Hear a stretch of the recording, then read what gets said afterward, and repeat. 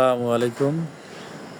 সম্মানিত কৃষক ভাইরা, আজকে আমরা কথা বলবো আধুনিক প্রযুক্তির মাধ্যমে রোপা আমন চাষ নিয়ে। আমরা রোপা আমন ধান লাগানোর সময় অবশ্যই লাইন এবং লগো করে লাগাবো। লাইন করে লগো করে লাগানোর পর আমরা সেই জমিতে পার্চিং করব। পার্চিং হলো কোনো জমিতে পাখি বসার জন্য ডালপালা পুঁতে দেওয়া। লাইন লগো সুবিধা হলো আগাছা নিয়ন্ত্রণ সুবিধা হবে, গাছের সমান বৃদ্ধি হবে, একই সাথে সব গাছ বেড়ে উঠবে, এতে করে ফলন বৃদ্ধি পাবে। সার ছিটানোর সুবিধা হবে, আলো বাতাস ঢোকার সুবিধা হবে।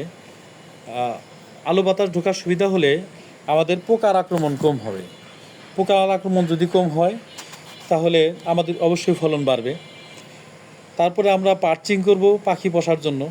একটা পাখি যদি ধানের জমিতে বসে, ডালপালার উপরে বসে, তাহলে বিভিন্ন প্রকার মদ খেয়ে, যেমন মাজরা এবং পাতা মোড়ানো পোকার মদ খেয়ে ফেলবে। এতে করে আমাদের বালাইনাশকের ব্যবহার কমে যাবে। আমরা দেশ ও জাতির স্বার্থে সবাই ধানের রোপণ অবশ্যই লাইন লগো এবং পার্চিং অনুসরণ করব ইনশাআল্লাহ।